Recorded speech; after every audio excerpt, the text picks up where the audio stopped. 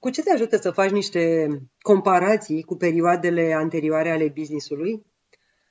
Hai să vedem. Comparăm aici 4 ani și o să vedem că, deși cifra de afaceri este cea mai mare în 2025, profitul obținut nu are aceeași, nu este pe același loc. Nu este cel mai mare. Avem 706.000 față de 800.000 anul trecut, deși cifra de afaceri este mai mare cu 600.000 decât anul trecut.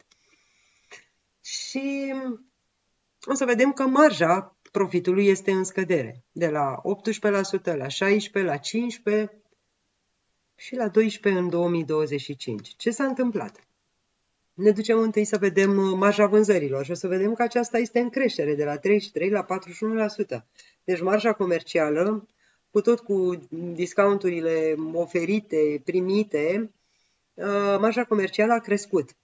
Hai să vedem însă care sunt costurile care au avut impact asupra profitului și o să ne uităm la costurile în ponderi și o să vedem că, într-adevăr, materialele au scăzut ca pondere din cifra de afaceri de la 63% la 53%, dar observăm o creștere a serviciilor, chiar și față de anul trecut, o creștere a serviciilor de la 9 la 12% și o creștere a salariilor de la 12 la 17%.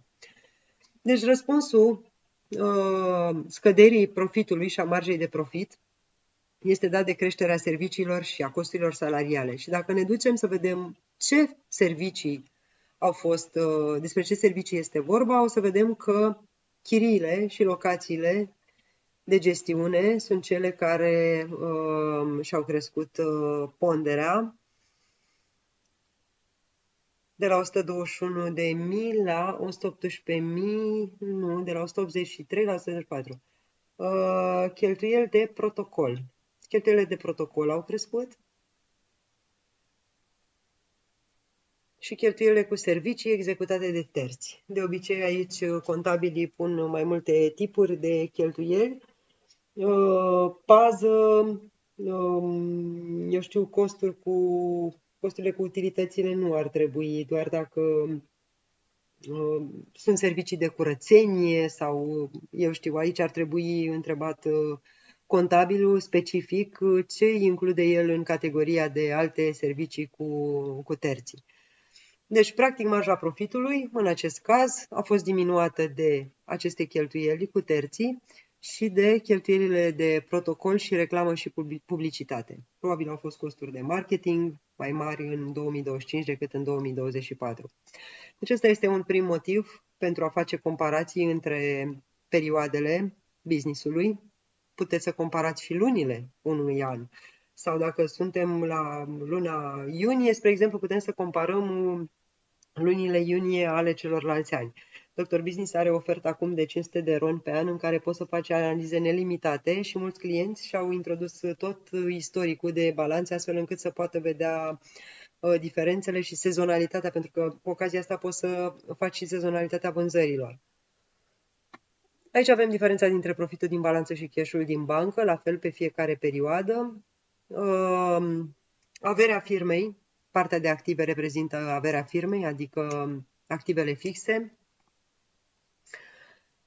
stocurile, creanțele de încasat și cash-ul, acompaniate de sursele de finanțare. Surse de finanțare care înseamnă datorii pe termen lung, datorii pe termen scurt, pentru că și furnizorii sunt o sursă de finanțare până când îi plătim, și capitalul propriu. Capitalul propriu care e format din profitul acumulat sau din rezerve sau din capitalul social. Iar apoi avem indicatorii financiari care arată starea de sănătate și evoluția stării de sănătate. Această companie este preponderent verde, deci echilibrată.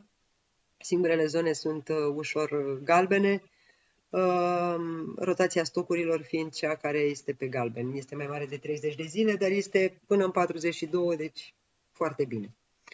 Cum poți să obții un raport în drbusiness.ro? Foarte simplu. Încarci balanța în Excel pe care ți-a dat-o contabilul, selectezi anul și luna, decembrie 2024, ia să vedem, 2024, îi dăm procesare balanță și în 5 secunde rezultă un raport foarte detaliat, dar avem mai multe tipuri de rapoarte aici, puteți să-l selectați pe cel scurt. Raportul detaliat care îți arată în primul rând ce venituri ai și ce profit.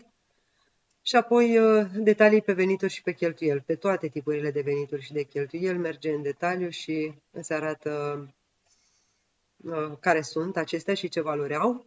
Recomandări, soluții, aici marja comercială cu reduceri comerciale acordate și primite, cu ponderi, cu diferența dintre profitul din balanță și cash-ul din bancă, care în acest caz este de 109.000 și este explicat prin datoriile pe care încă nu le-ai plătit, creanțele pe care nu le-ai încasat, stocurile care nu s-au decontat, pentru că stocurile nu se duc pe cheltuială decât în momentul în care sunt vândute. Sunt și foarte multe explicații astfel încât să înțelegi și toate explicațiile astea sunt într-un limbaj antreprenorial, deci non-tehnic. Nu trebuie să fii făcut ASEU ca să înțelegi ce se întâmplă cu firma ta. Asta este un mare plus al aplicației noastre. Deci dacă adunăm toate aceste valori, o să obținem exact diferența de 109.000.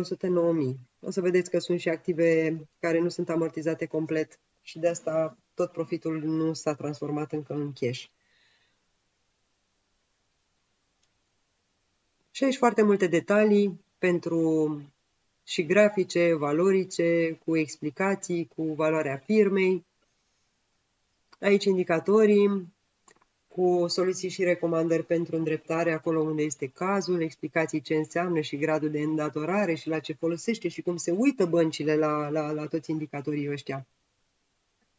Mai avem un capitol de informații utile cu soldurile la credite, aici sunt 0, bani blocați care așteaptă decontarea, bani blocați în garanții, spre exemplu, sau în stocuri, sau bani plătiți în avans către furnizori, sau bani dați ca avans spre decontare și nedecontați cu documente încă. Și apoi relația între client și furnizor cu banii de încasat și de primit, inclusiv pentru avansuri. Și câteva obiceiuri de pus în practică la fiecare final de lună. Poți să printezi raportul, poți să-l salvezi în laptop sau poți să-l trimiți pe e-mail. Avem și un diagnostic financiar rapid, în câteva cuvinte să afli starea de sănătate. Iar în zona de rapoarte, avem și rapoartele lungi pe care le-am văzut acum, avem și partea de raport scurt, fără detalii, fără explicații, ci doar cu cifre. Avem și rapoartele în limba engleză pentru acționarii acționarii străini care au firme în România. Diagnosticul financiar, aici putem să scriem notițe, orice am dorit să scriem ca și comentariu pentru raport, îl putem pune aici. Vă aștept cu drag pe drbusiness.ro pentru că avem încă o promoție la un abonament de 500 de RON pe an cu oricâte analize doriți și vă asigur că vă va face mare bine. Noi aducem constant funcționalități noi în aplicație și vă așteptăm cu mare drag să vedeți starea de sănătate a firmei. Vă aștept cu drag pe drbusiness.ro.